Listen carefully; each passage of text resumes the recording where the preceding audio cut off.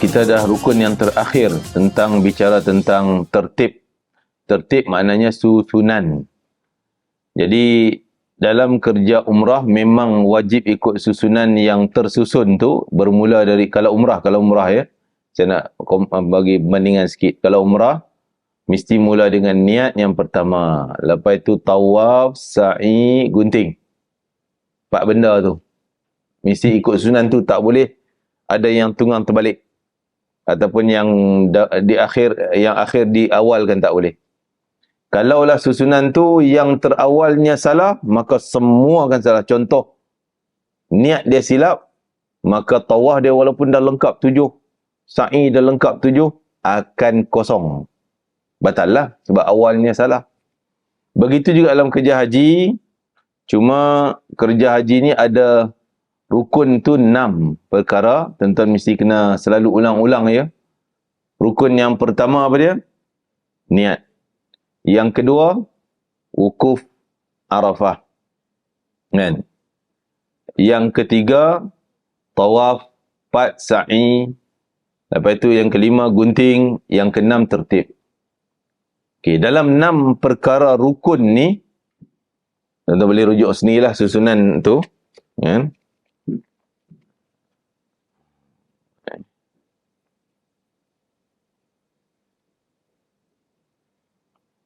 Dalam susunan tersebut, dalam kerja haji, walaupun nama tertib pada, sebab tu dia kata pada kebanyakan rukun. Ikut susunan dia. Bukan semua kena ikut susunan macam umrah. Umrah tak boleh tunggang terbalik. Kerja haji ada yang fleksibel sikit lah. Yang akhir tu mungkin boleh diawalkan. Cuma yang paling pertama tak boleh diawalkan daripada yang lain-lain, iaitu niat tadi. Itu tetap nombor 1. Okay. Tengok apa dia sebut di sini. Rukun haji hendaklah dikerjakan dengan tertib pada kebanyakan rukun. Didahulukan niat ihram dari rukun yang lain. Itu niat misi utama. Dahulu daripada wukuf, daripada tawaf ifadah. Tawaf ifadah ada tawaf rukun. Dan dahulu daripada tawaf dan sa'i. Tetapi hanya yang boleh nombor 2-nya boleh. Dia boleh jadikan nombor 2 sama ada wukuf nombor 2 atau sa'i. Itu pun bukan semua haji. Maksud haji apa yang boleh sa'i advance malam? Iaitu haji ifrad dan qiran yang pertama. Itu je yang boleh mendahului sa'i nombor 2. Sa'i letak nombor 2. Itu pun dengan syarat-syarat dia lah. Syarat kena buat tawaf qudum, kan? Kalau tak buat tawaf qudum, tak bolehlah nak sa'i. Okey. Tetapi sa'i haji boleh dikerjakan sebelum wukuf dan tawaf rukun bagi mereka mengerjakan haji ifrad dan qiran. Qiran yang pertama, iaitu selepas tawaf qudum. Selepas tawaf qudum. Okey, kita faham. Begitu juga ni, cukur gunting boleh dilakukan selepas wukuf. Yang ni yang saya kata semalam tu. Jam berapa, bila bermula gunting rambut? Ingat tak? Okey, separuh malam tarikh 10 Zulhijjah. Bagi lengkap tu. Selepas separuh malam 10 Zulhijjah. Boleh dah gunting. Kan? Jadi kita tawaf lagi masa ni. Kita belum tawaf. Kita baru 2 rukun. Ataupun 3. Kalau kita buat tamattu', kita tak ada tawaf qudum dan tidak ada sa'i advance malam, kita baru 2 rukun. Niat dan wukuf. Kan? Yang ketiga kita boleh buat gunting.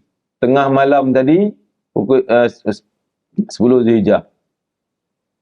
Tapi jarang-jarang orang buat macam ni.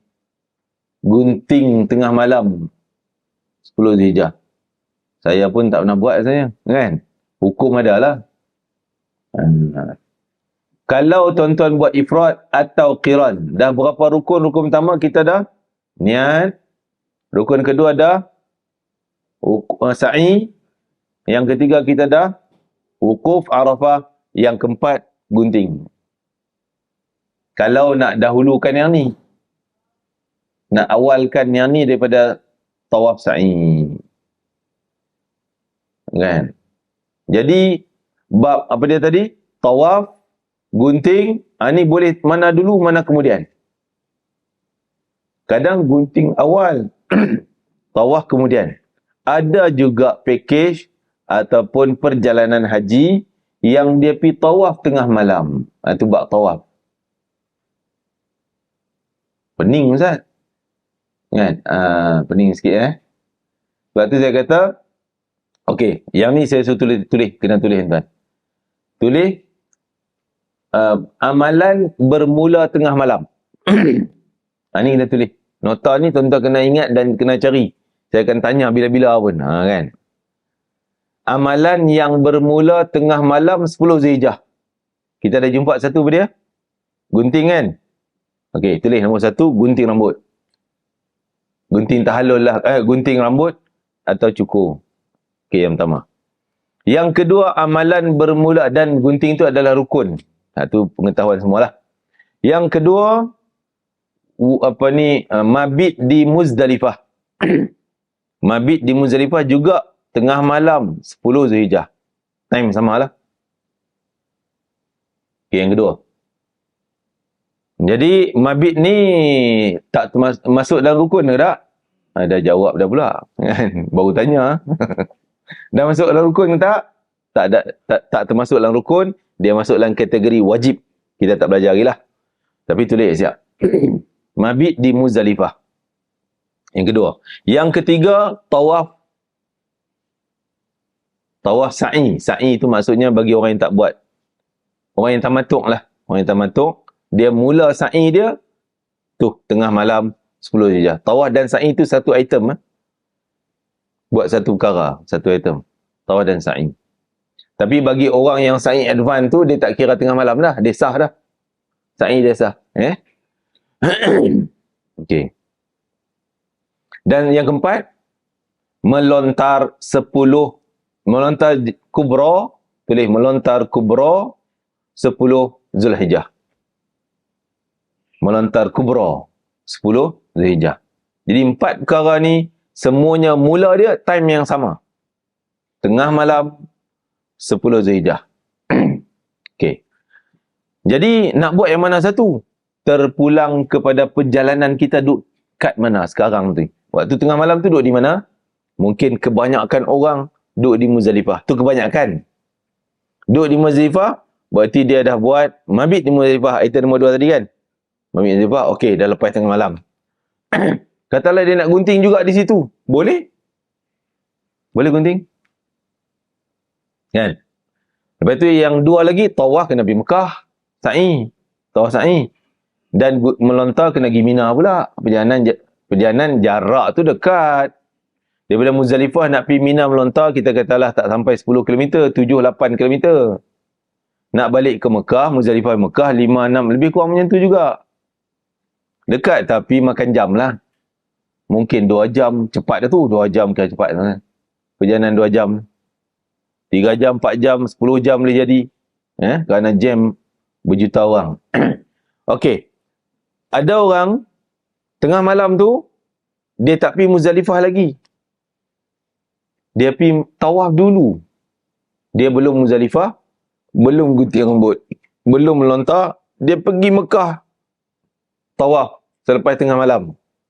10 bulan, tawaf. Dia sa'i, dia mungkin tamatuk. Dia sa'i lah, tawaf dan sa'i. Dan dia boleh gunting lah waktu tu pun. Jadi 4 ni, tak kira yang mana dulu. Janji dah tengah malam. Faham Faham tu? Tengah malam, pilihan tuan-tuan. Nak buat yang ni dulu, nombor 1 dulu, nombor 2 dulu, nombor 3 dulu, nombor 4 dulu. Tak kisah mana dulu pun. Faham tak? Okay, saya bagi dia maklumat tu masuk kan? Ya, silakan.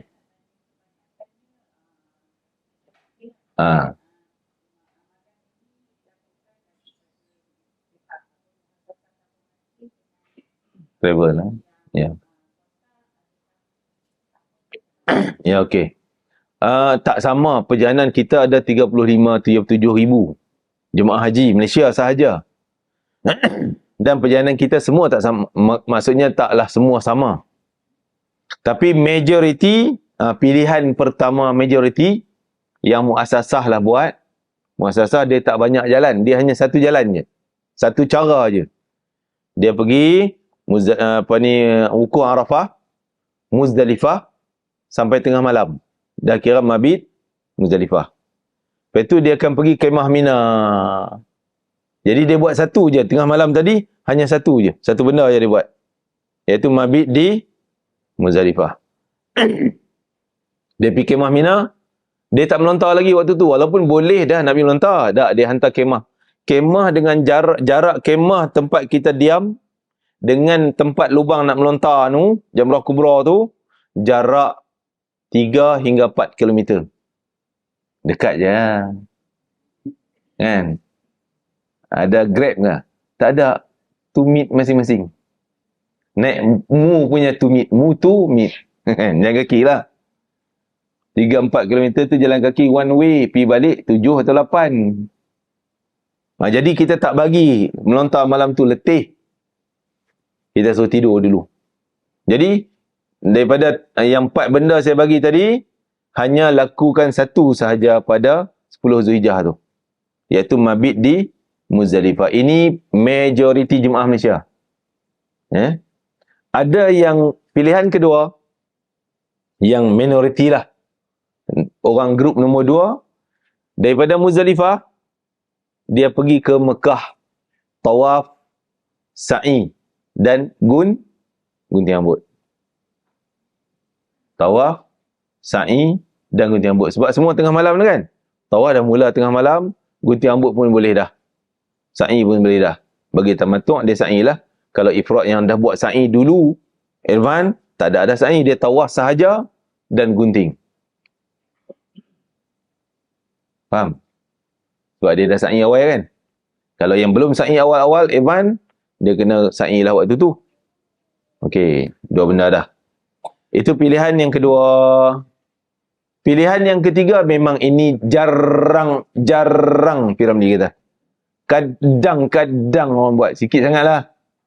Tak pernah, jarang buat. Saya baru sekali selama saya pergi daripada tahun 2005, duk bawa jemaah haji ni, baru sekali saya buat jalan ni. Apa dia? Kita daripada Muzdalifah, terus melontar 10 Jamrah Kubra tu. Gunting di situ. Ini jarang lah. Tawaf belum. Sa'i belum. Sebab apa jarang buat? Sebab bas nak pergi ke arah tempat melontar tu memang terlalu teruk lah. Padatnya. Sebab tu bas jarang bawa pergi ke tempat melontar. Daripada Muzdalifah ni. Muzdalifah jarang pergi melontar. Dia hantar kemah dulu. Jadi Muzdalifah dengan kemah dekatlah. Contoh saya buat macam ni lah.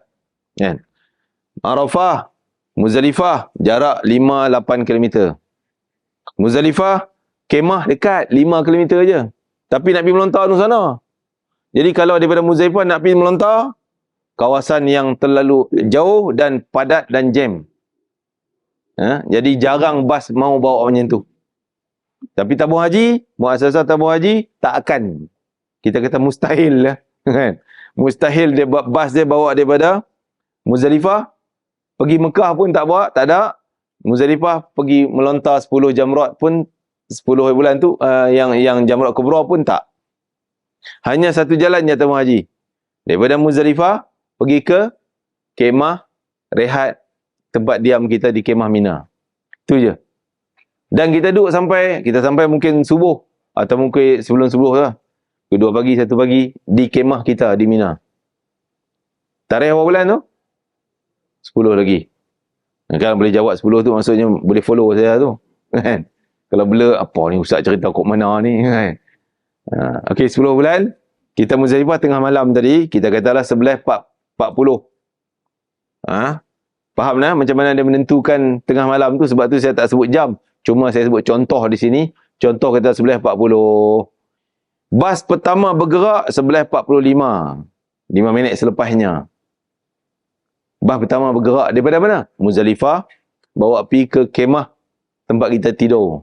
Mina. Tapi boleh jadi bas kita yang ke-20. Boleh jadi yang ke-100. Kalau 100 tu dekat-dekat subuh. Kan? Bas kita dekat-dekat subuh. Oh, tak ada. Semua bas. Jalan kaki ni orang yang degil ya. Degil apa? Dia malas tunggu. Apa lama aku jalannya lah. Jalan kaki lebih teruk lah. Kan? Walaupun highway pejalan kaki ada dan makanan mewah. Tapi masalah, kita pergi Mina nak cari kemah kita tang mana? Oh, bukan senang. Bukan macam alamat USJ 1, USJ 2. Senang kita buka Google Waze ni. Kan? Sana Masya Allah. Kadang-kadang kita jumpa, oh kemah kita nombor 80. Kita dah sampai 79. Dah dekat tu. 9 dekat dah. Jalan-jalan tak jumpa 80 tang mana. 79 jumpa. Jumpa 90. Ha, sudah. Tang mana 80. Ha, dia macam tu. Susunan dia tak cantik lah. Dia selerak sono. Zam. Kan? Kadang-kadang dia minta tukar. Tahun ni, 83 dengan 84 dekat-dekat. 85. Pi tengok. 83 dah tak ada 90 je. Ha, sudah. Tak tahu apa sebab pada tukar-tukar nombor tu. Ya? Okey, sekejap. Mati. Oh, okey. Memang ada kereta api, metro tu. Tapi kereta api ni, dia hanya stesen ke stesen. Stesen di Arafah, sampai stesen di Muzdalifah, sampai stesen di Mina. Kita tak boleh naik sebab kemah kita terlalu jauh dengan stesen. Kalau nak naik kereta api juga, dah nak kena jalan kaki sampai kereta api. Stesen. Sampai sana, turun di stesen dia, kemah kita jauh belakang. Nak kena mencari kemah pula. Dan jemaah tabung haji takkan layan orang minta nak naik kereta api. Bukan tabung haji, jemaah Malaysia lah. Tak pernah kisah naik kereta api tu. Hanya kebanyakan diguna oleh apa ni? Orang tempatan. Yang mereka tak pakai kemah-kemah ni. Dia main lepak tepi jalannya. Yang tu, dia orang naik kereta api. Dia naik kereta api sampai dekat stesen Arafah, dia melepak lah tepi-tepi stesen tu, dia tak ada kemah pun. Kan? Lepas tu naik Muzdalifah, dia melepak-lepak tang tu. Lepas tu begitulah di Mina pun, dia tak tidur kat kemah. Dia pergi melontar, dia balik ke hotel di Mekah. Tu orang tempatan. Adapun apa ni, kebanyakan orang kita yang ni, semua mesti pergerakan kita dengan bas. Malah nak naik teksi ke, nak cari apa tu GMC sendiri, tak ada. Sebab nak masuk masyair, ingat tak masyair di mana? 3 tempat masyair. Apa tempat masyair? Arafah, Muzdalifah, Mina. Nak masuk 3 tempat ni, khususnya Arafah, kereta tak ada permit. Dia macam kita road tax dulu tanpa road tax kan. Permit tu, permit haji. Tahun 2023, 2024. Dan tarikh hijrah adalah 1446 contohnya. Kalau tak ada permit tu, no, takkan boleh masuk. Hanya yang ada permit. Jadi, memang dia orang masuk tu dah ada pelanggan dia, ada passenger dia, ada penumpang dah. Kita nak beli, nak order, tak ada. Tak ada yang kosong. Dia hanya bawa, dah ada orang yang naiknya. Okey, jadi kesimpulannya, kita tak boleh nak order Grab. Dulu boleh je nampak budak-budak naik motor, tahan lah aku bayar 100 rial je, bawa aku pergi sana kemah ni. Dia bawa je. Motor kalau masuk, memang kena rampai dengan polis je. Takkan boleh masuk. Mutaakhir ni, okey. Dah tengok?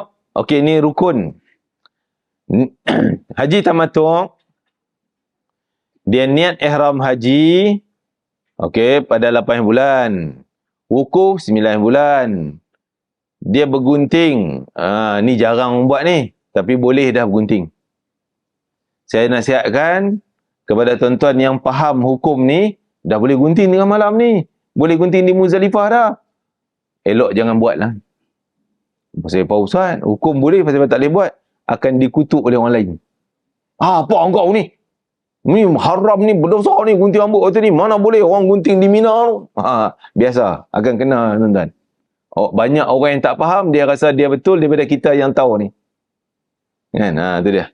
Tapi orang perempuan boleh lah gunting hanya dalam tudung kan. Aku faham, aku dah gunting dah. Selesai ya? Kan? Apa dia?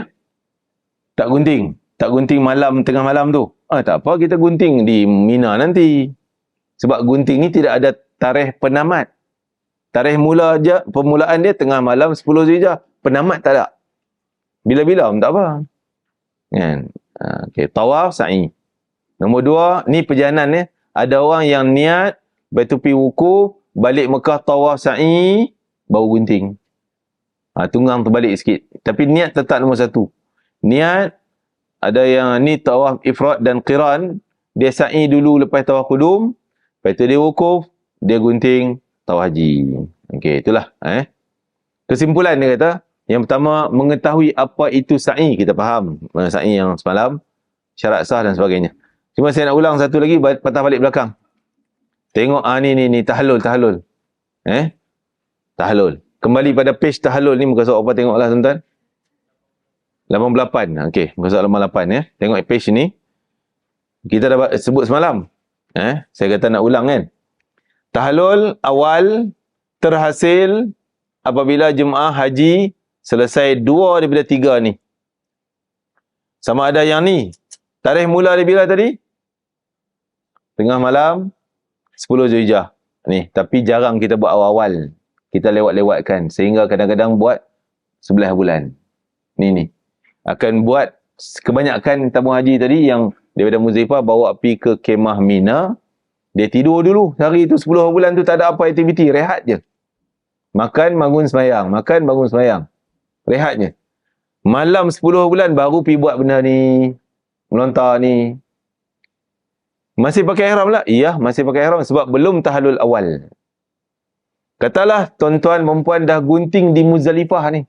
Kan tengah malam dah boleh gunting. Kita guntinglah di Muzdalifah. Berarti kita baru buat 1. Kita belum ni. Dah tahallul belum? Belum, baru 1. Okey, besoknya 9 bulan kita jalan, kita pakai ihram lagi. Pergi buat melontar 10 bulan. Tapi kita melakukannya. Nama dia Jamrah Kubra 10 Zulhijjah. Tapi kita melakukannya, melaksanakan pada 11 bulan. Itu kebiasaannya. 11 bulan baru kita melontar yang 10 ni. Dan kita dah buat 1, buat yang kedua, baru boleh tukar kain ihram kita. Pakai minyak wangi. Dah nama tahallul awal. Yang ni kita belum buat. Tawaf sa'i belum. Kita tunda-tunda sampai 14 bulan kebiasaannya. Bila dah buat yang ni, berarti 3 dah selesai. Selesailah tahallul, jadi tahallul thani. Thani itu makna yang kedua. Apa tahallul thani? Halal 3 ni. Kalau tahallul awal, 3 ni masih haram. Tak boleh. Nikah, muqaddimah dan sebuah ni. Okey, ada soalan tentang tahallul? Okey ya? Jelas? Okey. Okey, tadi saya kata melontar ni kita pergi 11 bulan. Kebiasaan grup kita, kebanyakan ustaz-ustaz pun bawa 11 bulan. Tapi kalau kita sendiri lah ustaz, rasa semangat lah ustaz. Sampai subuh 10 bulan tu kan. Muzdalifah, kemah Mina. Sampai waktu subuh, kita sembahyang subuh di kemah, rasa semangat. Nak pergi juga melontar yang ni, dah boleh dah. Dah waktu masuk, dah masuk. Kita nak pergi, tapi memang tak ada grup. Dan selalunya, tabung haji pun akan suruh ustaz-ustaz, takutkan jemaah, jangan bagi pergi. Ni rahsia saya buka ni. Alamak, rahsia ni terdedah pula kan. Ustaz pun kata, jangan je, tak boleh. Bahaya je. Ini kalau tuan-tuan rasa confident nak pergi sendiri, risiko tanggung sendiri. Risiko apa ustaz? Yalah, jalan 4 km pergi, 4 km balik. Satu, takut tersilap simpang. Silap sikit simpang, dah tak jumpa kemah kita. Pernah berlaku jemaah pengsan dekat kemah Indonesia. Kan? Keluar, kita akan melalui 2 terowong. Pergi 2 terowong, balik 2 terowong. Dia duk ingat benda tu. Dah keluar terowong kedua, tak ingat dah kiri kanan kemah ni. Kemah kita belah kanan, belah kiri tau. Belah kanan, belah kiri tau. Dia pergi nampak, dia duk ingat kat Malaysia ni, Endon, Kalimantan, dia orang Sarawak. Kan? Kalimantan dengan Sarawak dekat-dekat lah tu. Dia pun nampak kemah Endon. Dia kata, mungkin dekat-dekat ni. Kan? Dekat-dekat, nah masuk hanyut entah mana, tak tahulah. Tak jumpa bendera Malaysia. Pengsan. Jadi kita tak nak, memang patutlah saya takut-takutkan tuan-tuan, jangan pergi melontar. Risikonya, yang penat kami, petugas ni. Sekali family dia, Ustaz, mana pak ayah saya ni tak balik-balik lagi ni, pukul 12 tengah hari dah. Oh sudah, kami yang penat nak kena pergi cari. Kan? Jadi kita tak pergi cari setiap kemah, mana pergi cari juta orang. Apa kita buat? Kita report ke tabung haji. Tabung haji bebel kita. Apa tu lah Ustaz tak bagi tahu dia orang mana boleh keluar. Saya kena tadah. Okeylah haji. Okeylah. Ya, silap saya lah tu. Silap saya lah tu. Kan? Memang kena tadah telinga. Lepas itu barulah dia orang report sampai ke Kementerian Haji. Dan haji tengok dalam data. Selalunya kalau orang lain masuk dalam kemah kita, kita akan masuk data ni. Pak Haji ni tag dia Indonesia, masuk dalam kemah kita, nama sekian. Cek. Tu dia dalam kemah Endon. Jadi walaupun dah boleh pergi, walaupun rasa semangat, tapi kita memang nasihat tak payah pergilah. Ikut grup senang. Jangan tanggung risiko bersendirian. Masalah. Okey, faham? Ni kita akan tunda ke Maghrib Isyak 11 Zulhijjah baru pergi. Maghrib Isyak malam lah baru kita jalan pi. Kita dah rehat sepanjang satu hari dah. Jadi fresh lah badan kita. Tapi memang kekal dalam ihram. Okey. Sebut. Dan tawaf sa'i juga. Tawaf sa'i juga ada orang rasa dia semangat. Duduk di Mina ni 11 bulan dia dah melontar ni, dia tak sabar-sabar nak dapat tahallul thani sebab ni ha. Kan? Dia nak cari yang ni. Tak tahulah, saja buat cerita lah kan. Dia nak pergi juga, nak jalan kaki Ustaz, saya jalan kaki pergi Mekah lah daripada kemah Mina. Berapa kilometer? Daripada kemah ke melontar 3-4. 4 lah kita ambil, kurang lah ambil 3 kilometer. Daripada melontar pergi ke depan lagi untuk ke Mekah 5 km. 8 km pergi. Kan? Yang ni dia bersemangat pergi dah separuh jalan, pancit tengah jalan. Kan? Aduh, sakit lutut, sakit paha, lengan betih. Ustaz tolong Ustaz, saya kat tengah jalan tak larat. Ini masalah ke Ustaz ni. Kami juga nak kena pergi cari kat mana Pak Haji location, hantar location, dia pula tak reti nak hantar location. Location tekan tak mana Ustaz? Sudah. Kalau pandai hantar location dia duduk, senang kita cari. Kan? Tak pandai pula hantar location. Jadi susah kena report tabung haji. Tabung haji kena hantar petugas ronda di situ, di sini. Jadi banyak risikonya. Jadi kita lebih nasihat pada jemaah, jangan pergi tawaf. Jangan pergi sa'i sampai 13 bulan kita balik ke Mekah, 14 kita pergi tawaf sa'i. Itulah. Okey. Kita tengok rukun. So kita tukar ke slide tajuk minggu yang kelima tu. Okey. Wajib kita masuk dalam wajib haji. Jadi rukun kita dah selesai ya.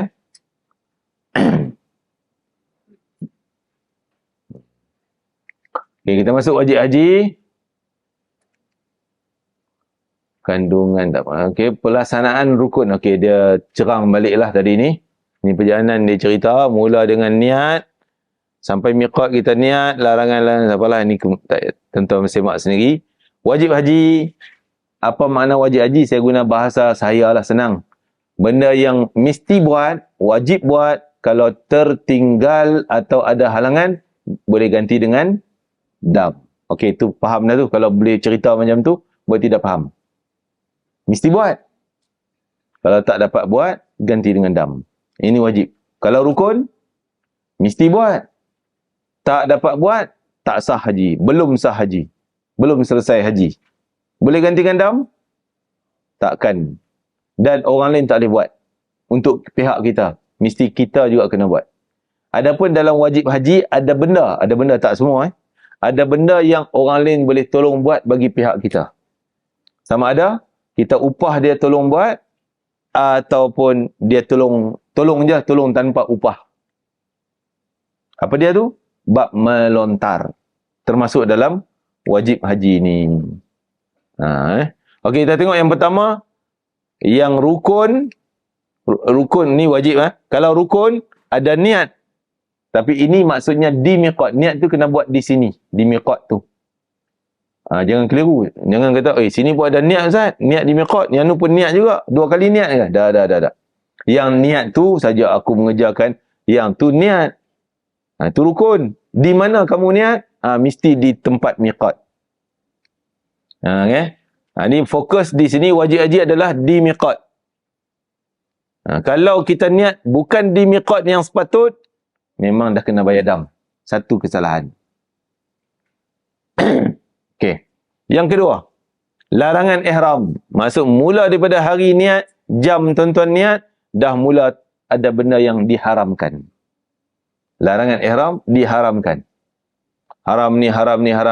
Ada beberapa perkara, ada 13 perkara nanti ada masuk tajuk dia. Ya. Sampai bila dilarang ni? Sampai tahallul awal dan tahallul tsani. Semua ada 13 item. Bila dah tahallul awal, halal daripada haram tadi dah jadi halal 10 item, 10 benda. Tinggal lagi 3 tadi, yang bab persetubuhan, muqaddimah apa semua, yang tu masih haram sebab kita baru tahallul awal. Sebab tu saya kata tadi, orang tu tak sabar nak pergi tawaf sa'i, pasal nak selesaikan yang ni. Bila dah tahallul tsani, halal 100%. Tak ada lagi larangan untuk dia. Semua boleh buat. Okey. Yang ketiga, bermalam di Muzdalifah. Yang kita kata tadi, kita daripada Arafah, pergi Muzdalifah. Situ, kita akan tunggu sampai tengah malam. Tengah malam yang saya sebut tadi, kita ambil contoh 11.40. Contoh. Dia round tu lah, lebih kurang 11.30. Kadang-kadang jadi 11.45, 11.50. Antara tu. Duk main antara tu lah. Okey. Bermalam di Muzdalifah. Bermula jam tengah malam tadi. Ini masuk dalam wajib. Yang keempat, melontar kubra pun sama tadi, jam yang sama. Tengah malam 10 Zulhijjah. Sebab apa kubra ni apa dia? Faham tak kubra ni apa? Jamrat ni ada 3 lubang.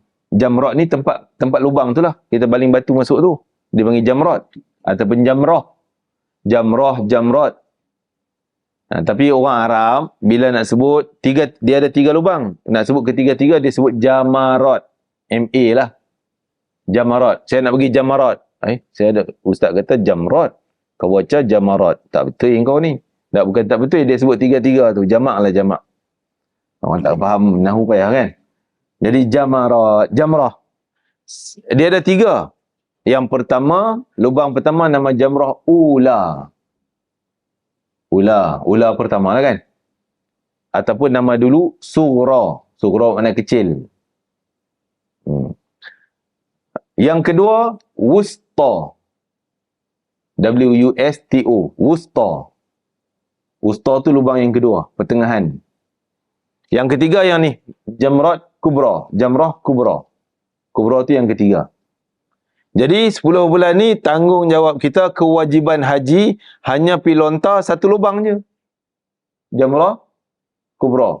Jamrah Ula tak payah melontar, pasal kita nak buat yang 10 bulan. Jamrah Wusta tak payah. Kita lalu tak payah lontar, hanya lontar Kubra sahaja. Kan?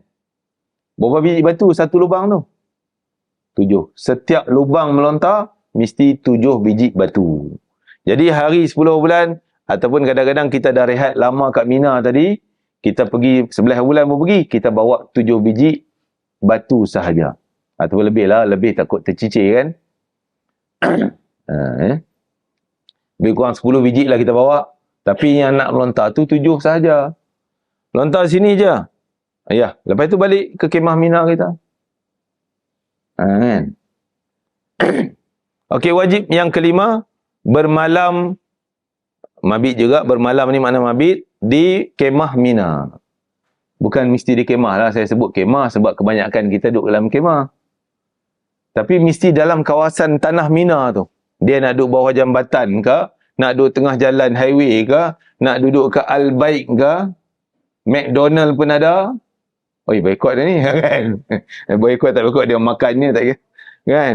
KFC pun ada. Apa lagi semua nak. Saya mabit tak di kemah Ustaz, saya mabit dekat Al-Baik. Tak apalah. Al-Baik kat mana? Al-Baik ada kat Mekah. Ada Al-Baik yang dalam Mina. Sah. Yang penting dalam tanah Mina. Ya. Okey. Dia ada sempadan dia, ada sempadan. Ni sempadan dalaman, ni sempadan luaran Mina. Okey. 3 malam ni. 11, 12, 13. Wajib. Kalau kita buat satu 11 tak masuk langsung dalam Mina. Malam 11 itu tak masuk duduk dalam Mina langsung. Berarti dah satu kesalahan, dah kena bayar dam. Ada dam dia. Ataupun 12 bulan, tak dam juga.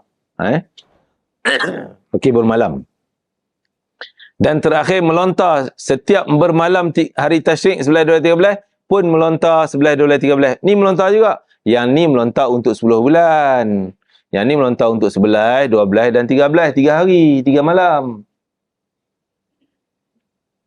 Melontar ketiga-tiga jamarat. Sepatutnya dia tulis jamarah. Patut 3-3. Okey, 3-3 lubang.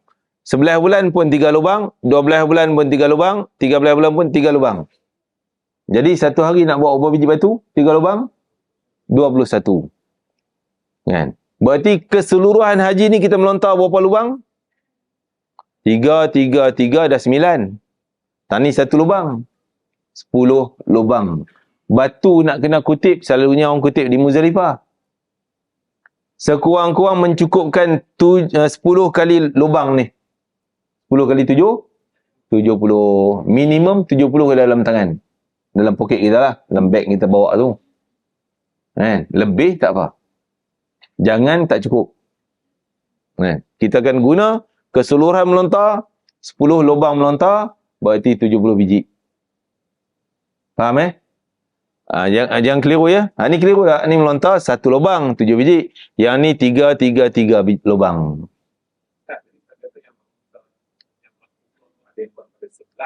Ya. Ya betul. Soalan bagus. Jadi kalau dia melontar ni, katalah dia tunda 11 bulan, 10 tak pi pun. Tapi dia tetap nama dia melontar, kena cerita ke orang, saya melontar 10 bulan Zulhijjah. Walaupun tarikh dia pergi 2 bulan, 11.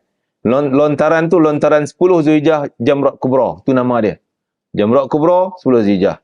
Kena dam tak? Tak kena dam. Sebab nanti bab melontar sepatutnya saya detail. Tapi dah tanya ni, saya jawab terus. Sebab apa tak kena dam? Sebab penamat permulaan ni tengah malam. Yang ni ada permulaan jam yang berbeza. Ni berbeza ya, bukan tengah malam. Tapi penamat dia, ini penamat kawan ni semuanya Maghrib 13 Zulhijjah. Jadi ini mulanya tengah malam 10, penamat dia 13 Zulhijjah, Maghrib. 11 bulan pun mula dia ada subuh tadi yang kita akan cerita nanti, penamatnya Maghrib 13 Zulhijjah. 12 bulan pun penamatnya 13 Zulhijjah. Penamat sama. Faham jadi kalau 10 kita melontar 11 pun masih sah lah, belum tamat. Kan? Ya?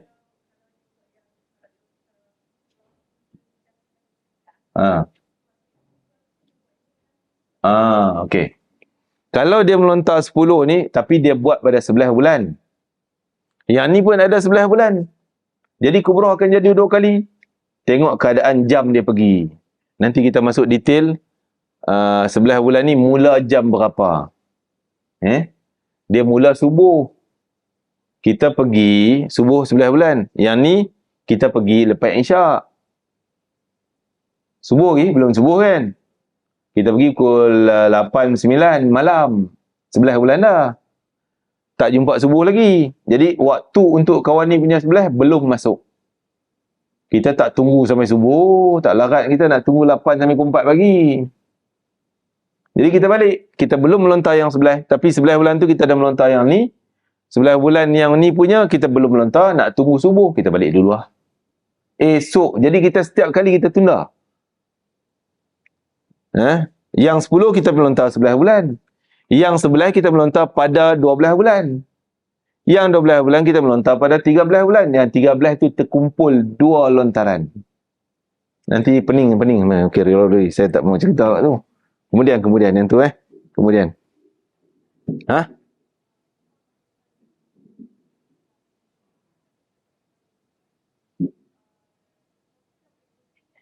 Ya.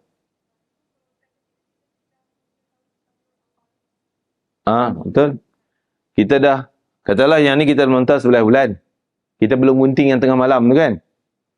Kita balik kemah, ni kebanyakannya jalan macam itulah perjalanan dia. Melontar sebelah bulan, masih pakai kain ihram. Balik ke kemah, kita gunting cukur. Buat di kemah. Bila dah gunting cukur, kita dah buat 2 daripada 3 tadi, kita boleh tukar baju ihram. Tukar semuanya boleh. Jadi nak pergi sebelah bulan, nak melontar untuk sebelah 12, 13, kita pakai pakaian biasa dah. Okey.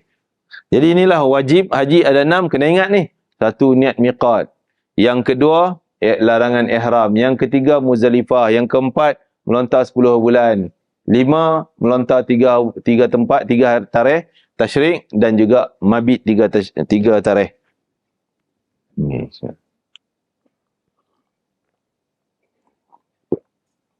Jadi bila digabung dengan rukun, jadinya itulah. Kita mula Muzdalifah, mula di Arafah. Niat, miqat. Jadi wajib dah buat, rukun 1 dah buat. Niat di miqat. Lepas tu kita pergi wukuf di Arafah, rukun dah 2, wajib baru 1. Kan? Wajib dah 2 lah, kita dah larangan ihram dah jalan lah. Kan? Lepas tu kita pergi Muzdalifah. Kita bermalam. Ni wajib yang ketiga. Rukun yang kedua. Dah 2 dah, baru wukuf. Lepas tu baru kita pergi Mina. Nak bermalam.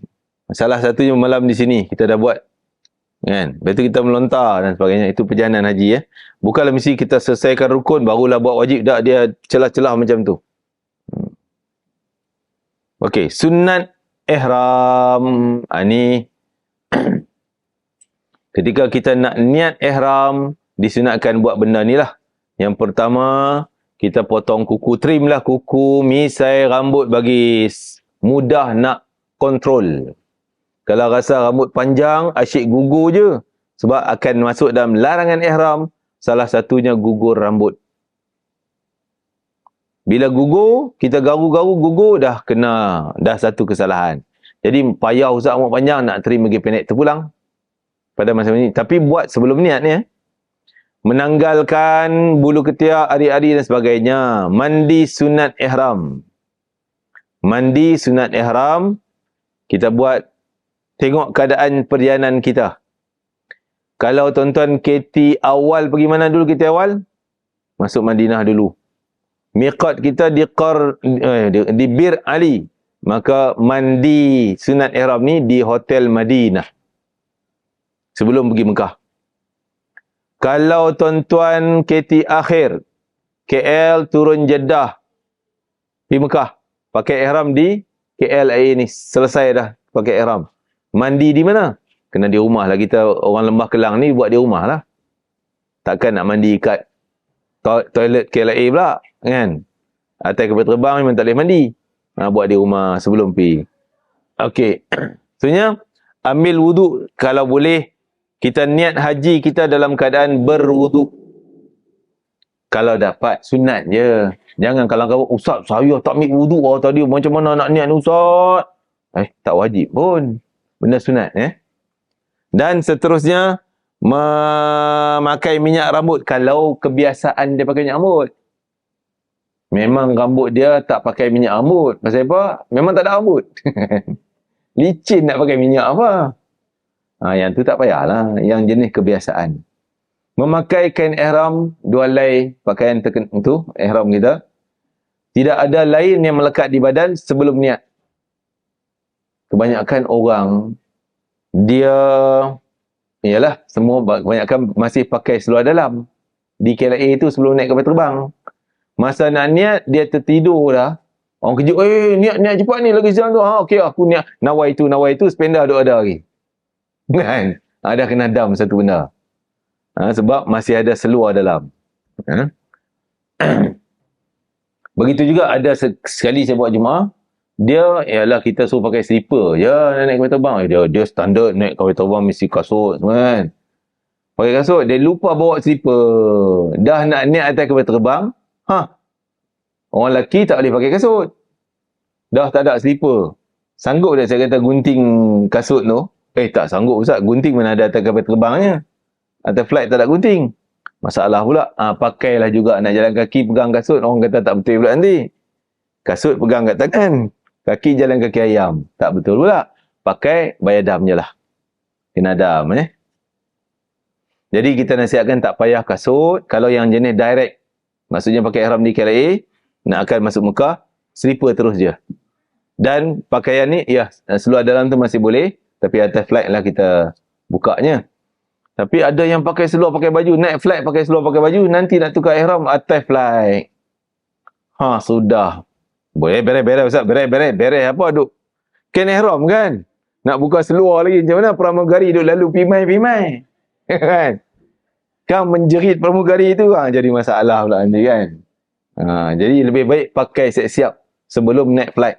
Sebab kita atas akan naik. Cuma yang atas boleh lah. Yang atas kita pakai jubah macam saya ni. Dalam dah pakai kain ihramnya. Kan? Baju jubah nak tukar senang je. Ataupun baju Melayu, baju orang lelaki dan sebagainya, mudah tukar lah. Boleh, tak masalah. Jadi yang kain tu penting, mesti pakai sebelum kita bertolak. Sebelum naik flight. Solat sunat ihram kita nak buat di mana? Yang tu boleh. Semua kita jemaah haji yang guna package melalui lesen tabung haji akan berkumpul di Muawin Peak. Sama ada tuan-tuan pergi dengan Muassasah Tabung Haji ataupun travel Wira Saujana ataupun TH Travel, mana-mana travel, semua kumpul di Muawin Peak. Jadi situ bolehlah semayang sunat tang tu. Kain ihram nak tukar di situ masih boleh. Tapi dia tak ada bilik lah. Dia sudut ujung tu, ujung ni gitu je. Tu takut jugalah terlondeh hanggang. Jadi saya kata kain ihram baik pakai di rumah. Pergi KLIA, kita tukar ataupun semayang sunat di sana. Okey. Amalan lain, menghadap arah kiblat kalau dapat, berada dalam keadaan wudu, selepasnya talbiyah zikir dan elak daripada perbualan kosong. Okey. Ini pakaian, cara pakai kita akan tunjuk pada siri terakhir nanti, insya-Allah. Ini perjalanan, ini miqat-miqat. Madinah, miqat dia Zulhulaifah. Jarak dengan Mekah 425 km, lebih kurang macam tu. Kalau kita naik flight daripada KL, zup, landing Jeddah naik bas ke Mekah. Kita akan niat sebelum landing Jeddah, lebih kurang jarak setengah jam. Tapi jangan tunggu setengah jam buat naik, takut tertidur kan. Lebih baik sejam, sejam lagi 2 jam, boleh dah niat je siap lah. Betul tidur lah senang. Ustaz kata tadi niat kena di miqat kan? Bab kena di miqat ni maksudnya jangan melepasi miqat, tang ni baru nak niat, lagi 15 minit baru nak niat, berarti dah terlepas miqat. Bila terlepas miqat kena dam. Tapi kalau niat sebelum boleh tak kena dam, sebab selepas kita niat kita lalu pula miqat. Kan? Niat sebelum miqat sah, tak kena dam. Niat selepas miqat sah juga, tapi kena dam. Faham? Contoh bas, kita Madinah ke Mekah biasa naik bas. Bas kita niat di hotel kat ni. Niat siap-siap di hotel. Sah tak? Sah. Kena dam tak? Tak kena dam, sebab lepas tu bas lalu tang ni juga. Lainlah kita niat di sini, bas tak lalu, dia mai kot ni tu dia tak tahu bas apa jenis ni. Dia tak lalu tu kena dam jugalah. Sebab dia tak sampai miqat dia. Okey, okey, kena. Kalau dah melepasi, bas dah lalu, dia tertidur. Zon sampai dah lagi 300 km nak sampai Mekah, baru terjaga. Rupanya tak niat lagi. Dia kena niat sekarang tu juga dan bayar dam seekor kambing. Dah melepasi. Okey. Okey, niat di miqat, dah sebutlah zamani apa semua kita dah bincang ni. Jika berniat ihram, setelah melepasi miqat, dikenakan dam tertib takdir. Apa dam tertib ni? Tak sebut pun kambing. Ada ni jenama, nama jenis dam. Macam kesalahan trafik, kesalahan lalu lintas, kesalahan jenayah. Okey, dia ada lain-lain lah. Tapi kesimpulannya kena bayar apa dia? Seekor kambing. Niat ni miqat, kita ulang balik buat miqat. Tak payah nak panjang-panjang lah. Saya tak nak panjang-panjang. Terus niat ihram ni miqat, ni tarikhnya miqat zamani masa. Okey. Ulang balik tu ni. Okey. Niat ihram ni miqat bagi jemaah haji yang sudah berada di Mekah. Nak buat haji ni, nak buat haji. Maksudnya sekarang ni nak niat apa? Nak niat haji. Dah ada kat Mekah, miqat makani, tempat haji dilakukan di hotel-hotel penginapan dan maktab. Apa dia maktab ni? Dalam haji, okey. Yang pertama, tuan-tuan kena tahu istilah.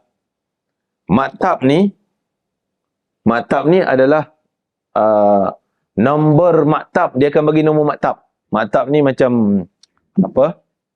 Yang mengendalikan jemaah haji dalam grup besar. Satu maktab lebih kurang 2,000 hingga 4,000 orang bawah dia. Okey? Dia akan bagi nombor. Bila kita nak tahu nombor maktab, saya nombor maktab berapa?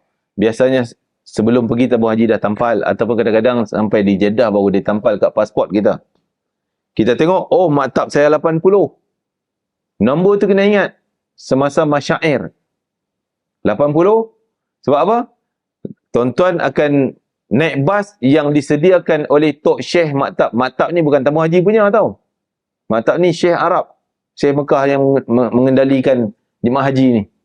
Dialah yang siapkan bas. Dialah yang siapkan kemah kita nombor 80 di Arafah. Kita tak boleh pergi 81. Tak boleh pergi 79. Mesti 80. Sebab kita punya maktab berapa? 80. Kemah di Arafah, kemah nombor 80. Kemah di Muzdalifah, kemah nombor 80. Kemah di Mina, nombor 80. Di Hotel Mekah tak ada masalah, berselerak. Kan? Jadi bas Tok Syekh 80, maktab 80 tu yang sediakan. Makan minum di Arafah, di Muzdalifah, di Mina, Tok Syekh tu yang sediakan tukang masak untuk kita. Nasi mentah pun mentah lah, bukan tabung haji macam mana salah. Maktab 80 punya. Faham? Itu maktab. Okey, jadi 3 jenis number lah tuan-tuan kena ingat dalam kerja haji. Yang pertama, KT. KT berapa? KT 80. KT itu apa? Kapal terbang. KT berapa? Saya KT 1. KT 1 first flight lah. Daripada KL. KT 2, KT 3, KT 80, KT 100. Sebab KT ni akan dijadualkan ikut KT. Contoh kadang tabung haji buat, kita akan buat lawatan pergi ke Taif ya, untuk KT 80, 81, 82. Gabung sekali. Contohnya. Itulah. Kita tahu, oh ni KT saya punya. Nombor KT kena tahu. Dan selalunya juga kita nak semak jemaah meninggal. Contoh, ni KT apa? KT, oh KT saya punya. Oh jemaah ni. Kan?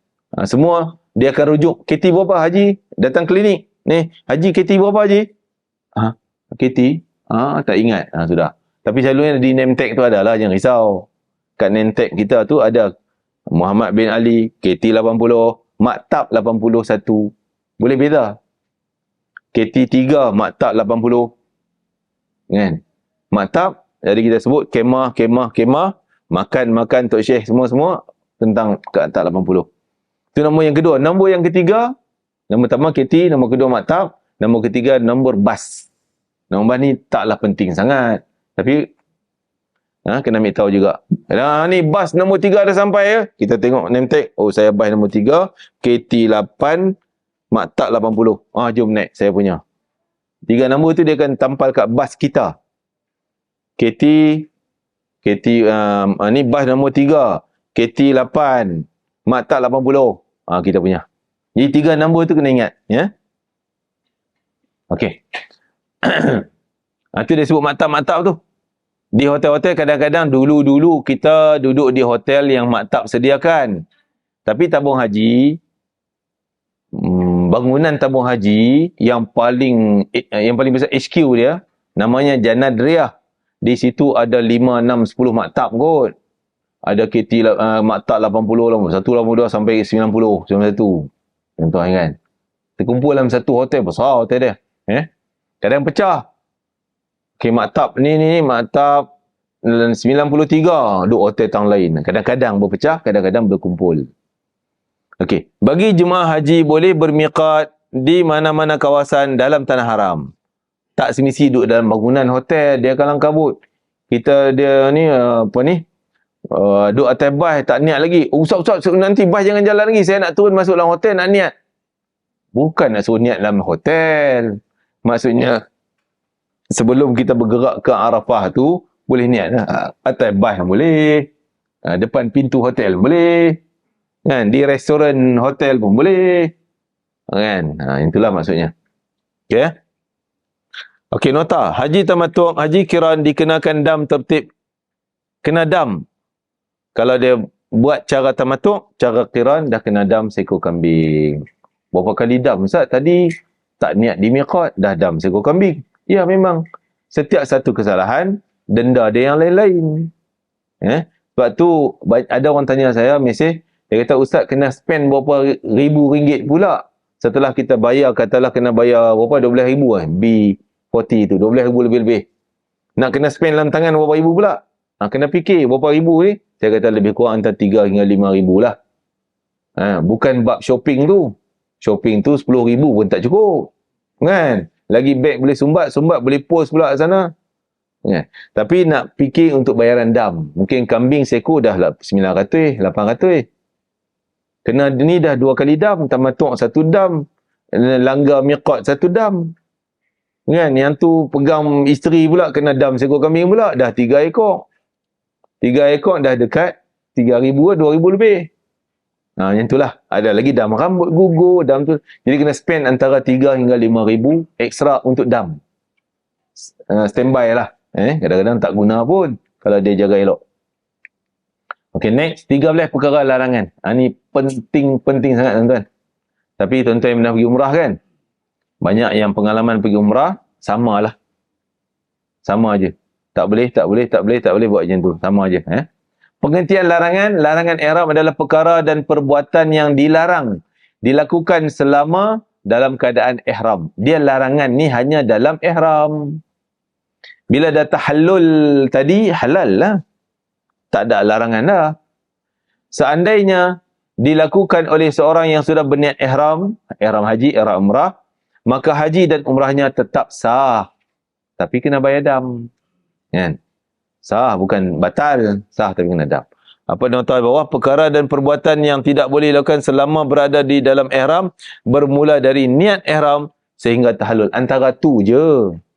Kalau umrah berapa lama? Mungkinlah 1 hari ataupun 2 jam gitu je. Yang tak boleh ni. Kalau haji mungkinlah paling pendek haji kita punya ihram daripada 8 bulan, 9 bulan, 10, 11 baru buka 4 hari. 3 hari, 4 hari lah antara tu. Okey, kena jaga larangan ni. Okey, apa dia 13 perkara tu? Ni penting tuan. Fokus satu persatu. Yang pertama, orang lelaki tak boleh pakai pakaian bersarung, berjahit, bercantum. Maksud berjahit, bukan tak boleh jahit benang langsung. Tak boleh jahit jadi cantum. Macam lengan baju kita berjahit, kita masuk sarung. Kain pelekat berjahit, dah jadi sarung. Kita pakai disarungkan. Itu tak boleh. Larangannya, larangan pakai. Bukan larangan sentuh. Yang tahu. Kadang kita ambil seluar letak atas bahu. Bukan pakai pun kan. Nak lipat-lipat, ambil jemuran tak tahu. Ada orang tegur, Haji, dalam ihram kan, mana boleh bawa baju tu? Bukan masalah tak boleh bawa. Larangan dia kita pakai. Tak boleh pakai. Sekarang saya tak pakai, letak atas bahu. Bawa je lah. Kan? Okey? Nak bagi terang-terang bersungguh. Dan kita pakai tu cara menyarungkan anggota badan kita, tak boleh. Macam mana maksud Ustaz ni? Pening ni. Contoh kain melekat kan? Kain melekat, kain batik. Yang memang dah jahit, jadi sarung lah kan? Jadi sarung. Tapi kita pakai macam tuala. Tahu? Gitu. Bukan menyarung masuk badan. Boleh tak? Boleh. Sebab kita tak pakai menyarung. Yang larang, menyarung masuk tu. Sarung masuk. Tak boleh. Tapi kita pakai kain melekat, cara macam tuala punya. Itu tak ada masalah. Tak kena dam. Okay? Tu larangan ni bagi lelaki yang pakai sarung ni. Stokin tak boleh. Sarung tangan, sarung lengan, stokin lengan orang lelaki nak pakai. Tak boleh.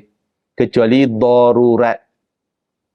Contoh, dia luka patah tangan, nak kena sarung bandage lah, apa-apa tu. Mungkin macam sarung lengan lah pula. Tu lain lah dia. Dalam keadaan darurat. Okey. Cawat dijual. Kalau ni karnival ni mungkin ada orang jual kot. Ataupun di luar tu ada orang jual cawat haji. Pampers.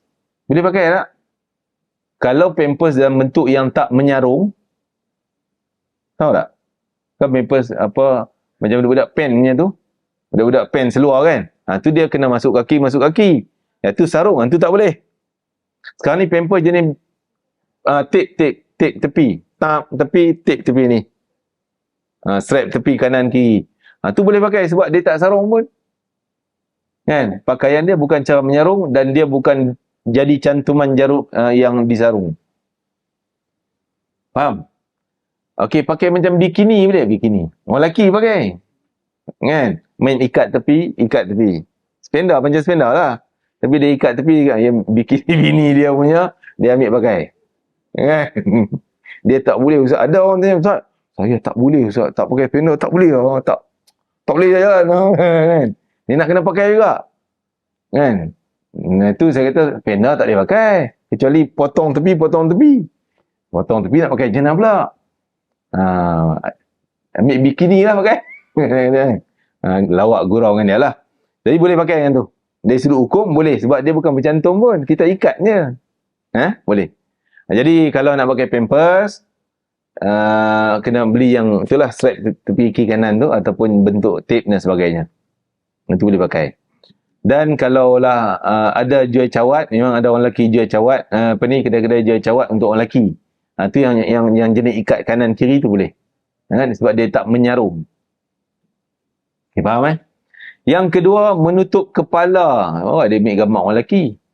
Menutup kepala, ya orang lelaki betul lah. Orang lelaki diharamkan menutup kepala. Ini kepala. Kopiah tak boleh. Tisu pun tak boleh. Kain serban, kain tuala.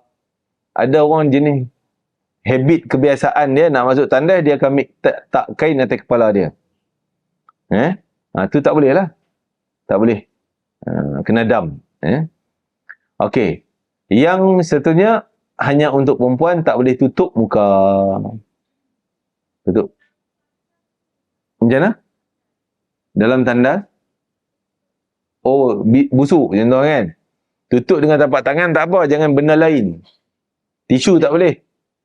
Tisu tak kat tangan, tak kat mulut. Tu kira tutup muka, tak boleh. Spek mata. Ya Haji Farin? Ada soalan? Tali pinggang semua boleh. Tali pinggang semua boleh lah. Yang tali pinggang biasa kan. Tali pinggang besar haji ke, tali pinggang seluar kita ke, boleh? Tak salah. Ada orang kata kena masuk apa tu, dia punya jarum tu lubang dan tak boleh macam tu punya. Dah. Pakai biasa aje. Tali pinggang boleh pakai biasa.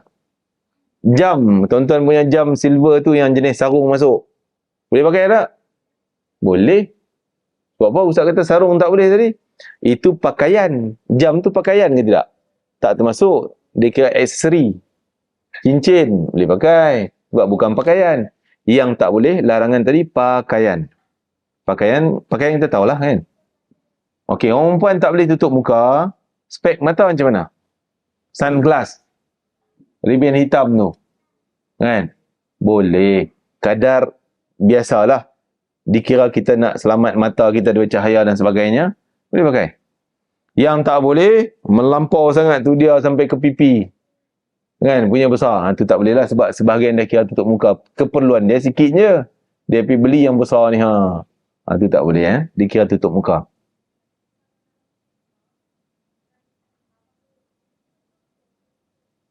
Batuk ke apa, jangan. Tak boleh. Orang perempuan tak boleh pakai mask. Cuma tahun kami pergi haji 2022. Itu undang-undang Saudi, semua jemaah wajib pakai mask. Bila orang perempuan pakai mask, tak dikenakan dam sebab terpaksa. Okey, kalau gitu orang sakit macam mana? Katalah doktor nasihat, tak boleh buat decide sendiri ya. Kena kepakaran lah. Doktor kata kamu ni batuk teruk ni kena pakai mask. Kalau tak pakai mask mati terus. Mati mengejut. Macam tu kan. Bayalah risiko. Boleh pakai mask. Untuk dia tak kena dam. Tapi kalau dia rasa habuk, tak boleh lah habuk ni panas, saya kena tutup muka. Itu tak boleh. Semua orang akan merasai habuknya. Bukan dia seorang. Kan? Habuk ni jadi dah kita kena biasakan. Sebab bumi dia macam tu. Pasir berterbang semua. Jadi, tutup dengan tapak tangan kosong boleh, jangan dengan kain. Dengan benda lain, benda lain. Benda kain, tisu, sapu tangan, tuala, tak boleh. Selimut sejuk kan? Kita dalam aircon bilik aircon kuat, kita sujud selimut, biasa tutup kali dengan muka. Tak boleh, dalam ihram tak boleh. Habis tu macam mana? Meniarap muka ke bantai boleh. Tutup muka juga. Dah tak kira tutup tu. Kita duduk atas bantai. Kan? Macam orang lelaki kan tak boleh tutup kepala. Tidur atas bantai boleh Ustaz? Bantai kena kepala. Yalah, kita atas bantai ke bantai atas kita? Kan? Kalau bantai atas kepala, tak boleh lah. Kepala atas bantai boleh. Begitu juga selimut tadi ni. Selimut atas muka orang perempuan, tak boleh lah. Kan? Okey. Tak boleh tutup muka lah simpulannya. Yang kalau tu kena dam. Semua ni kalau kita buat juga, yang tak boleh kita buat juga akan kena dam. Ada dam yang berbeza-beza. Bab dam nanti kita cerita lain. Okey, sarung tangan bagi lelaki perempuan pun tak boleh. Glove walaupun transparent tu tak boleh, kecuali keperluan seperti nurse, dia pun buat haji, dia nurse, dia doktor. Terpaksa benda tu kan. Tu dikecualikan. Yang seterusnya, minyak di kepala. Minyak walaupun tak wangi, minyak masak dia sapu kat kepala rambut dia, tak boleh. Dia biasa memang kepala dia licin, tak ada rambut, dia tak boleh, dia kena bagi kilat-kilat. Kan? Kena buh minyak-minyak kat kepala kulit kepala dia. Dia nak buh juga minyak masak ni, tak boleh. Minyak, segala jenis minyak, tak boleh. Minyak rambut ke, minyak masak ke, minyak apa pun tak boleh. Tujuan nak menghandsome-kan, tak boleh. Nak mencantikkan. Tapi tujuan sakit, minyak cat kapak tu, calik kat kepala. Boleh tak? Boleh, sebab tujuan perubatan. Ni tujuan cantik tak boleh. Tujuan nak handsome, tujuan nak smart tak boleh. Sebab kerja haji bukan untuk smart. Bukan untuk handsome macam ni. Biar kita nampak huduh tak apa. Nampak rambut serabai ni kan. Dia tak potong rambut. Dia nampak rambut berserabai. Serabai tu, serabai. Serabut lah, nampak serabut. Tak apa. Sebab itu yang Allah hujahkan depan malaikat. Hai malaikat, kamu tengok hamba aku tu datang daripada negeri yang jauh penjuru dunia mai kumpul dalam keadaan rambut kusut masai dan berabuk badan dia. Jadi kerja haji kita biar ada benda tu. Ada lekat habuk-habuk. Lekatlah rambut kita berserabut-serabut, janggut kita pergi cabang kot mana. Tak apa boleh. Jangan Allah mak tak semat lah Ustaz, kena sikat minyak lagi kemai. Itu bukan musim haji. Lepas haji kau nak semat-semat lah. Waktu haji, waktu ihram, biar macam tu. Sebab tu tak boleh pakai minyak. Di janggut, di jambang semua tak boleh. Okey? Ya. Wangian kan? Ya. Kalau kita hidup Vic tu memang adalah wangi dia tu. Kan? Tujuan apa? Yang penting tujuan apa pakai tu? Kalau tujuan perubatan lah. Sumbat hidung, semua sesama. Tujuan perubatan, silakan. Tujuan wangi, tujuan semat, tujuan nak dapat wangi tak boleh. Tujuan busuk badan nak bagi wangi tak boleh. Tadi kita kata minyak cat kapak. Bubuh dekat kepala, tani sapu sini. Ni kepala dah juga kan? Bahagian kepala. Tujuannya pasal pening. Boleh pakai. Tapi mungkin dia tujuan apa? Pakai minyak cat kapak. Pasal ketiak dia busuk. Alamak, hanyir busuknya. Kan? Tak ada minyak lain nak bagi hilang busuk, ada minyak cat kapak aje. Cantik cat kapak, cek kat sini. Nak bagi hilang busuk. Boleh tak? Tak boleh. Sebab nak smart, nak cantik, nak dapat wangi, tak boleh. Bukan tujuan perubatan tu. Kalau tujuan perubatan boleh. Tu termasuk kita dah bincang ni bab memakai bau-bauan sama ada pada badan, pakaian, makanan atau menghidunya ke hidung. Hidu pun tak boleh. Kita tak pakai, tapi lalu depan oud Arab tu. Oud Arabian oud tu. Kan? Dia pasang bakhur, asap tu kan? Kita sedap pula. Sedapnya. Tak mana ni? Ni wangi jenis apa ni? Kan? Kena dam. Kena dam. Siap dam kan bayaran dia. Tapi kita bukan nak hidu dia, kita lalu depan kedai dia, memang nak pergi masjid lalu depan kedai dia. Dia mainlah wangi tu masuk hidung. Itu percuma. Kan? Dapat free. Free of charge, tak kena dam. Sebab kita tak cari dia. Dia cari hidung kita. Tak? Yang ni tak boleh kita pergi hidu. Sedapnya. Sedapnya. Ni kita mencari wangi-wangian, tak boleh. Ya? Faham Ada soalan tu? Sekejap belakang apa dia?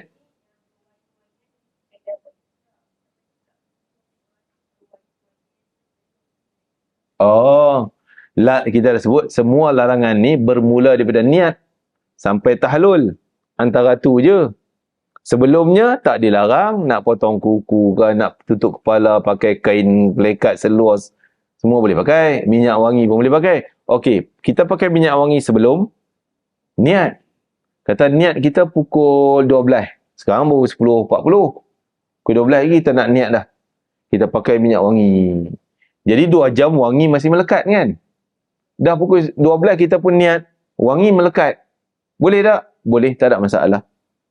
Sebab yang dilarang pakai. Pukul 12 niat, pukul 1 baru nak calik minyak wangi, nak spray minyak wangi, tak boleh. Tapi kita spray pukul 10. Pukul 11 baru niat. Pukul 1, 2, 3 apa semua tu dah masih ada lawan wangi dia. Boleh pakai. Boleh jalan lah. Boleh teruskan, tak payah nak basuh-basuh. Tapi jangan hidu lah. Sedap kan. 2 kali dah, 2 kali dam. Berapa kali dia tarik tu kena dam. Jangan hidu lah. Jalan biasa lah. Okey. Biasa kadang-kadang dalam flight pun, pramugari kan sembuh tu. Sanitizer benda tu, tapi ada wangi dia. Kita dah biasa je, tak payah. Wanginya siaplah dam. Bayar kan. Jangan cari dia.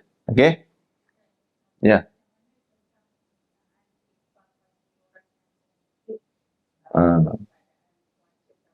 Ya.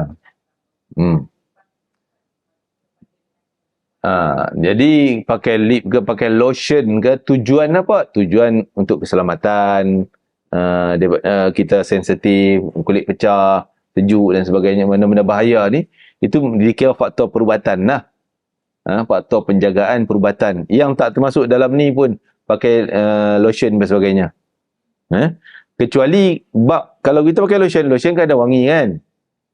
Kita pakai lip balm, kata lip balm tu ada bau macam sebenarnya sedap lah. Kita punya tujuan nak dapat wangi dia tak boleh. Macam tadilah contoh ketiak busuk, kita pergi calik lip balm kat ketiak kita. Nak dapat wangi. Nak bagi hilang busuk. Tu tak boleh. Tujuan tu penting. Tujuan nak dapat wangi tak boleh. Tujuan nak ubat, nak bagi hilang pecah semuanya, silakan. Sabun tadi saya rasa nak tanya sabun kan. Sabun basuh tangan, shampoo rambut, mandi, gosok gigi. Tujuan gosok gigi apa? Kalau nak bagi bau mulut busuk, pergi gosok gigi, nak bagi wangi, tak boleh. Nak dapat wangi kan? Kalau mulut, kita kata kotor lah. Mulut kotor ni makan minyak-minyak kotor, kuning apa semua. Kita nak, biasa bagi. Walaupun ubat gigi tu ada wangi, boleh. Sebab tujuan nak bersih. Begitu juga sabun tadi ni. Sabun tangan, apa tujuan pakai sabun tangan? Nak cuci lah minyak-minyak kotor semua. Okey, pakai. Walaupun ada wangi. Apa tujuan? Katalah niat dia. Dia basuh dah sabun, bersih dah. Cuma ada belacan tu ada lagi. Kan, sambal belacan. Banyak lah. Bau belacan. Kan, bau belacan. Allah, nak basuh, cari sabun sekali lagi. Yang kedua tujuan apa? Nak hilang busuk. Tak boleh. Hilang busuk tak boleh. Okey. Tadi yang pertama sebab nak hilang kotoran. Boleh. Walaupun material yang sama, ada wangi, tapi niat nak hilang kotoran, boleh. Nak dapat wangi, tak boleh. Nak hilang busuk, tak boleh. Kan? Jadi badan kita biasa busuk ketiak peluh-peluh. Jangan pergi guna sabun mandi, niat Allah busuk peluh, nak mandilah untuk hilangkan busuk. Itu dah jadi niat salah. Niat kata badan kita kotor ni, kotor. Kan? Kotor, peluh, nak mandi, ada sabun, basuhlah kotoran-kotoran. Basuh kotoran boleh. Tujuan tujuan tu penting. Tapi shampoo rambut pun macam tu juga. Selalunya shampoo rambut ni sebab busuk kot kan. Katalah orang perempuan dia pakai tudung lama, dia akan berbau busuk. Jadi kalau shampoo kerana nak hilang busuk, tak boleh. Kan? Shampoo kerana apa? Kerana kelumumur dah gatai ni. Kan? Nak shampoo rambut, boleh. Tujuan nak hilang busuk, dapat wangi, tak boleh. Faham Okey. Nah ni banyak orang akan petikai nanti. Oh ni, guna sabun tangan, tak boleh. Dia tak faham masalah ni. Tak, kita guna sabun tangan bukan nak wangi. Sabun tangan nak basuh minyak kotoran tangan kita. Boleh. Okey, dah berapa dah? 1, 2, 3, 4, 5. Dia tak boleh number lah pula. 6, 7. Yang ketujuh, ini buat pakaian. Yang ketujuh, melakukan pendahuluan persetubuhan. Apa dia pendahuluan persetubuhan? Termasuk pegang-pegang tangan dengan syahwat. Tujuan kita ada syahwat. Kalau pegang tarik dia, main sini, lintas jalan. Itu tak timbul syahwat kot. Maaflah kita cerita sikit. Tang mana tanda syahwat tak syahwat ni? Tandanya dia ada punya jarum meta dia tu. Jarum meta dia terasa bergerak, tu dah ada syahwat tu.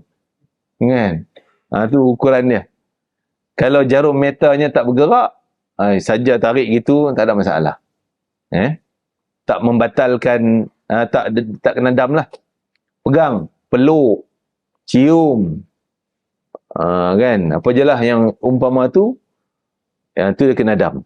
Damnya apa? Seekor kambing. Sekali kita pegang tangan dia, kan? Karen naik, datang karen. Meta naik. Kena ada seekor kambing. Sagi pergi dalam bilik pula, berduaan pula bilik unta tak ada dalam bilik tu.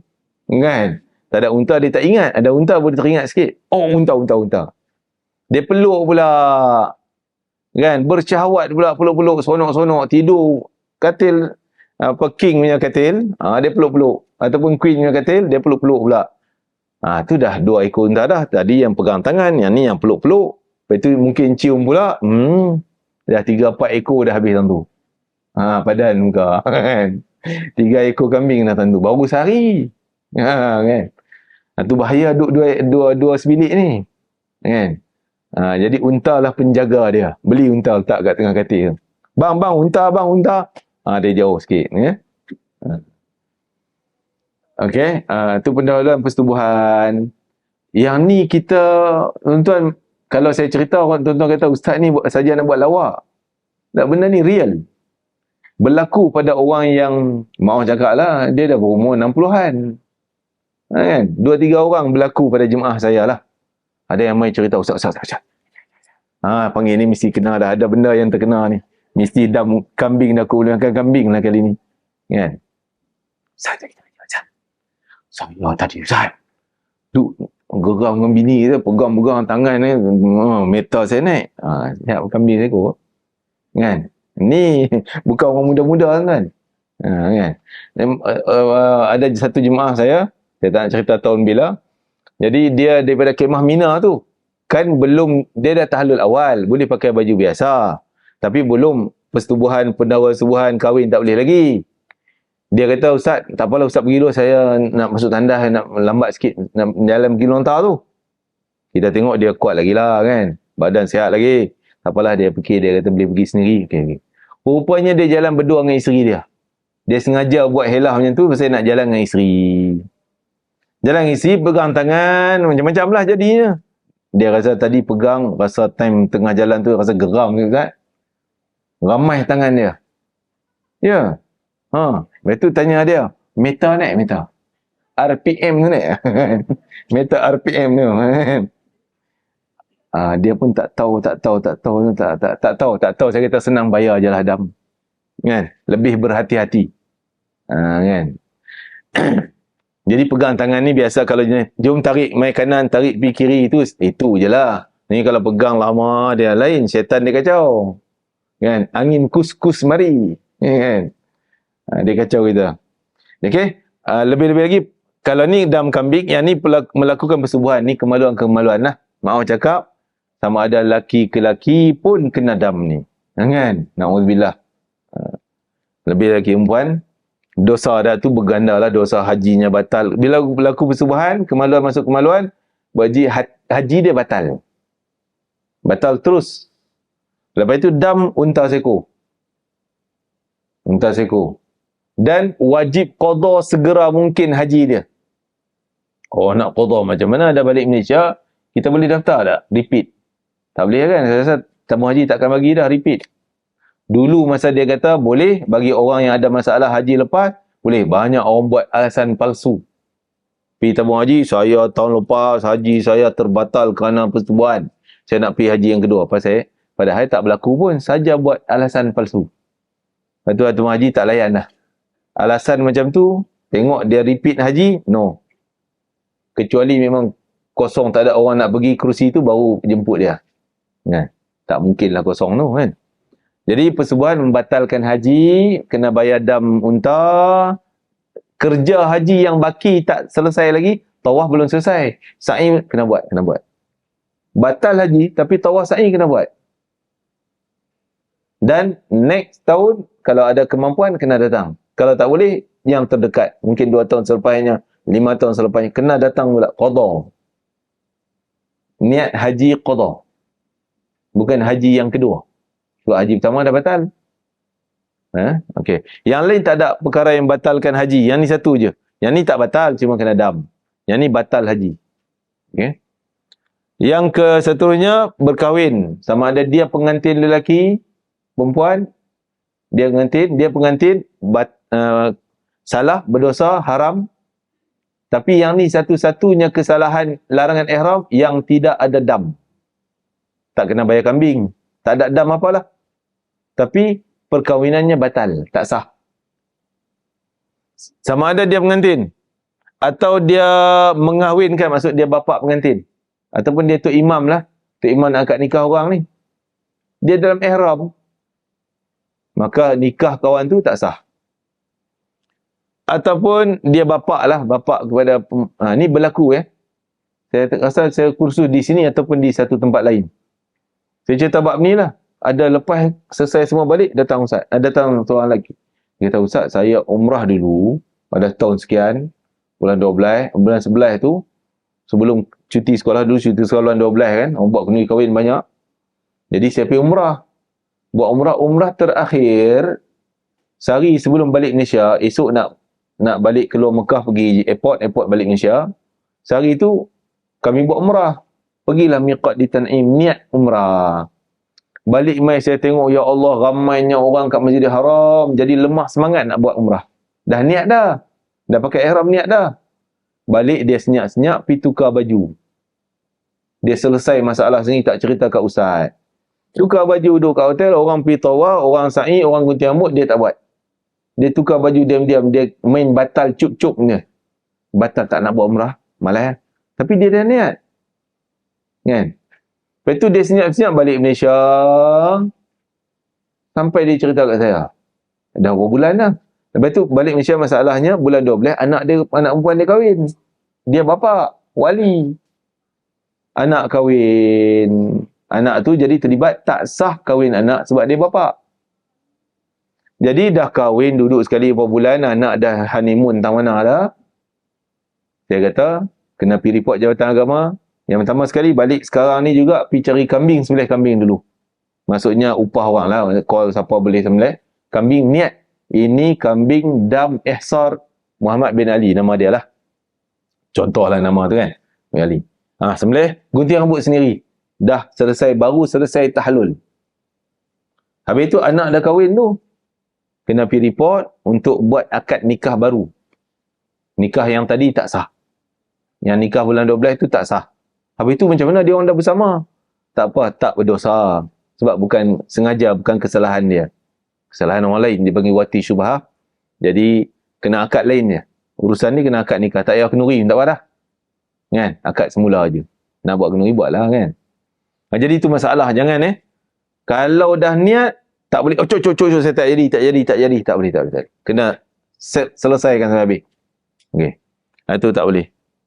Menerima wakil kahwin apa dia? Maksudnya ada wakil nikah. Wakil nikah, contoh katalah dia wakil pengantin. Cik abang ni duduk KL, nak akad nikah di KL. Adiknya duduk Rusia, belajar sana, contoh. Pengantin tu duduk Rusia tu. Jadi dia wakilkan kepada cik abang dia untuk terima nikah. Wakil. Yang tu kena hati-hati, silap je dapat ke dia. Kan? Dia kena sebut, saya wakil bagi Muhammad bin Ali yang duduk, tak payah, yang duduk sana lah. Nama pengantin lagi. Saya wakil Muhammad Ali menerima nikah bagi pihak. Ada ayat wakil dia. Ya? Jadi dia katalah dalam ihram tak sah perkahwinan kawan tu. Tak sah. Jadi dalam ihram tak boleh terlibat semua ni. Kalau saksi pun sama. Dia saksi je tapi dia dalam ihram tak sah. Okey. Okey. Seterusnya. Ada lagi? Okey. Yang ni dia tulis ada lagi tadi berapa tadi 7 9. 10, 11, 12, 13. Okey, 9. Yang ni ke 10, 11, 12, 13. Dia tulis jenis itulah menggugurkan, menghilang, merosakkan, membinasakan. 4 ni, apa dia? Yang pertama, menanggalkan rambut bulu.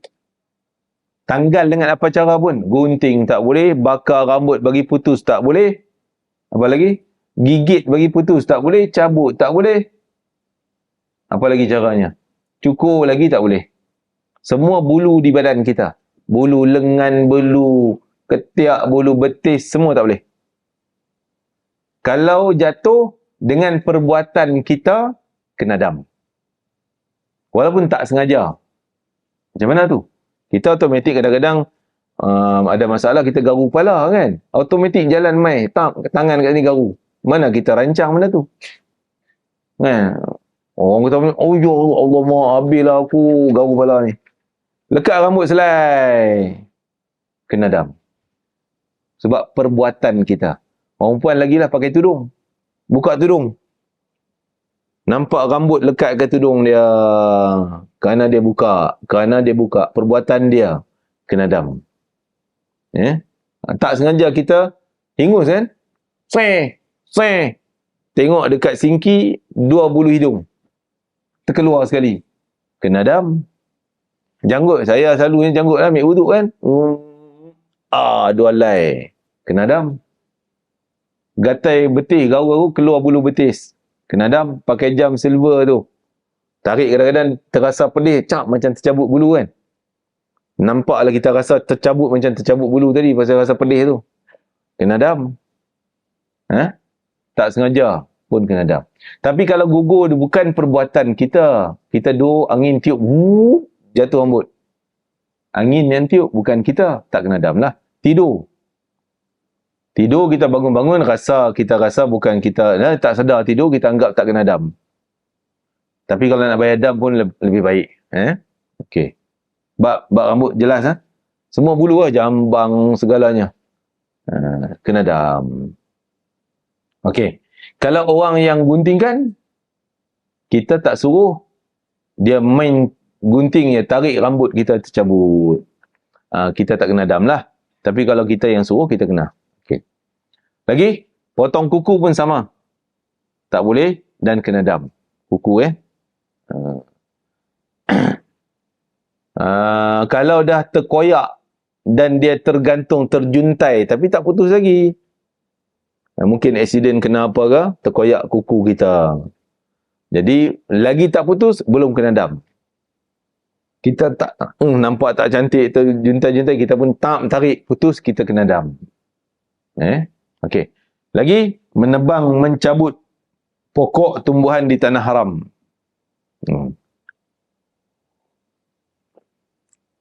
Semua tak boleh. Walaupun daun kurma, tamar tu kurma tu kan, ranting macam pelepah kelapa sawit ke, kok kelapa ke.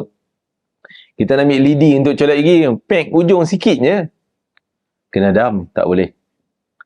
Cuma bab pokok ni, dia sebut dalam pertumbuhan, di dalam tanah haram.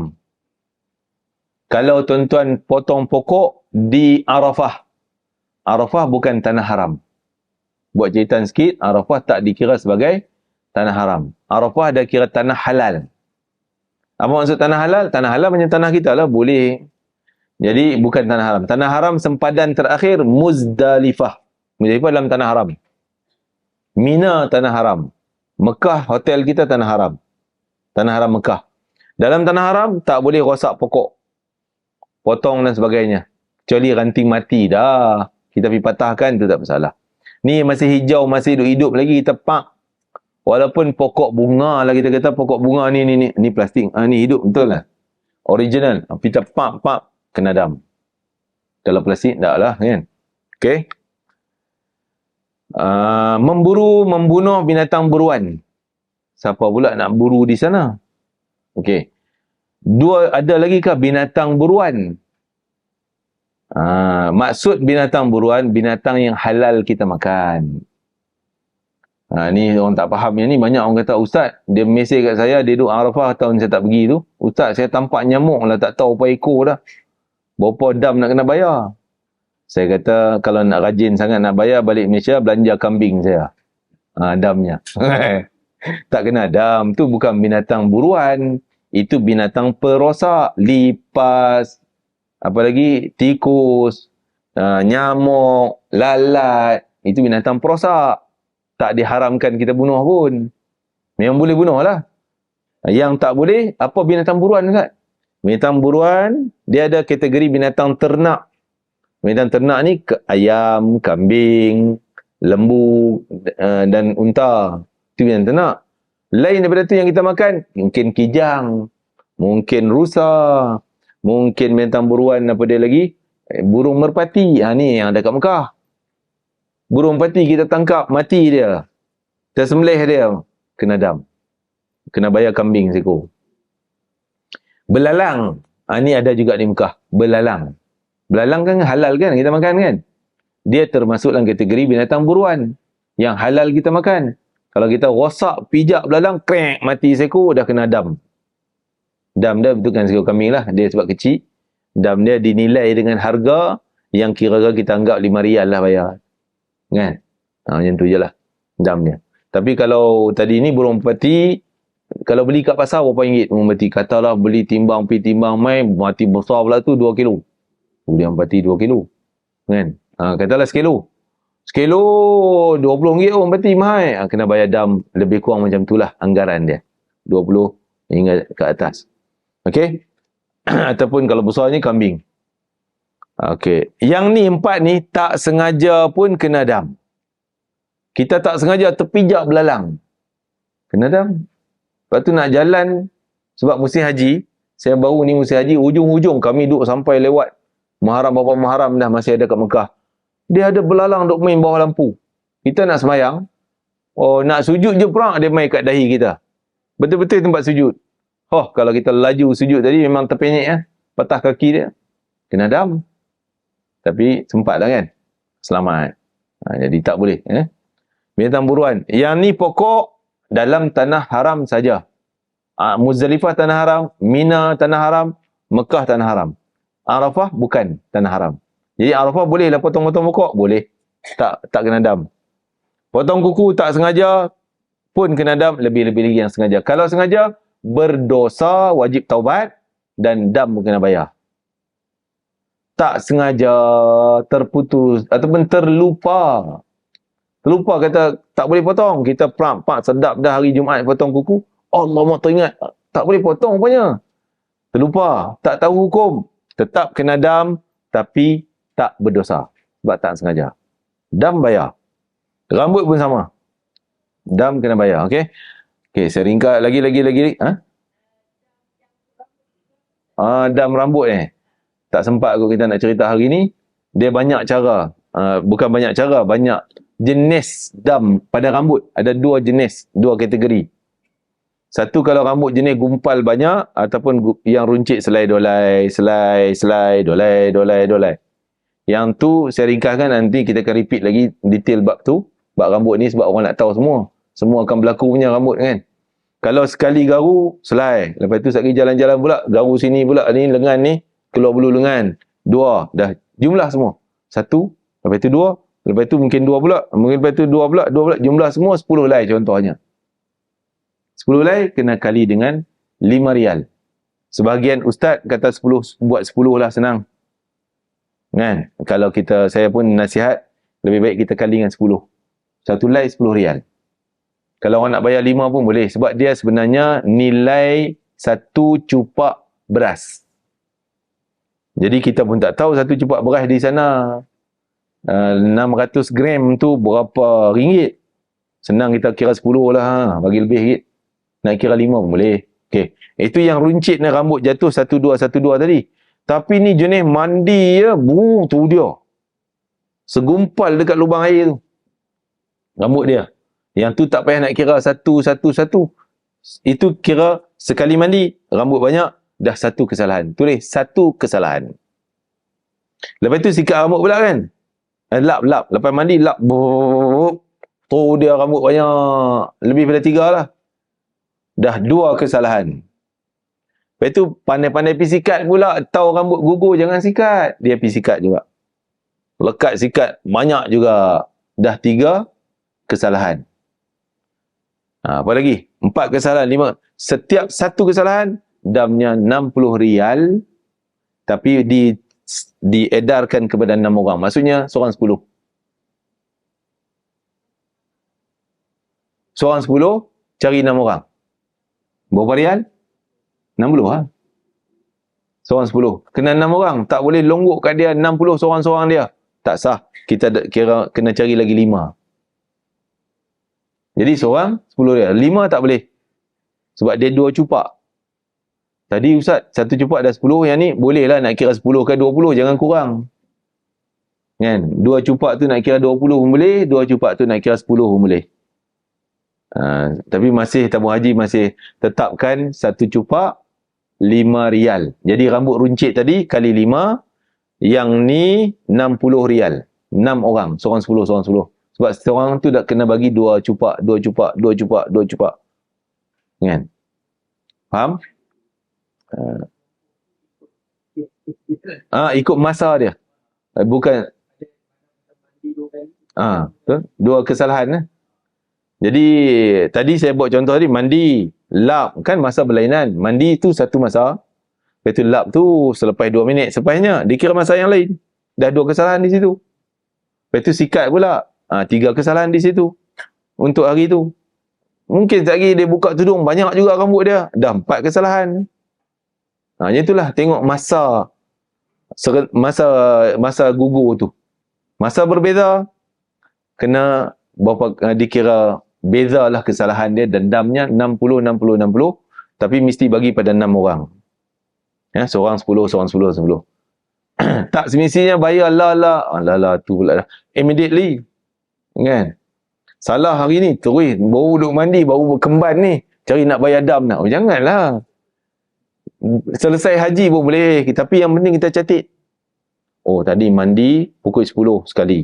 Ni lepas tu lap rambut 2 kali, 3 kali, 4 kali, 5 kali. Contoh janggut saya, kadang-kadang gosok-gosok 4 helai. 4 helai dah 60 tadi. Sekali ambil wuduk kan, sekali gosok. Sekali ambil wuduk. Lain lah. Masa buang hingus, 2 helai, okey, yang kali 5, runcit. Lepas tu masa ambil wuduk, gosok janggut. 4 helai. Yang tu yang 60, yang tadi 2 helai, 5 rial, dah 10. Yang ni boleh longgok je pada siapa pun. Yang ni kena cari 6 orang. Seorang 10. Faham? Ya? Okey. Jadi ni saja dia nak detailkan. Ni dam dan nama dam. Kemudian kita bicara bab dam. Ni dam ni. Dam ni nampak hari ni tak boleh ni. Kan? Kita kena sambung hari lain. Minggu depan insya-Allah. Dam tu dia masih catat. Ni untuk slide yang baru ni tahun ni. Masih tercatat 1 cupak 5 rial. Kita pakai yang ni lah. Jadi kalau rambut yang runcit tadi gugur 1 helai, 2 helai, 1 helai, 2 helai, 1 helai, 2 helai, kali 5. Jumlah rambut semua kali 5. Yang jenis segumpal maksud 3 ke atas. Gugur 3 je. Tu dah 60 rial bagi pada 6 orang.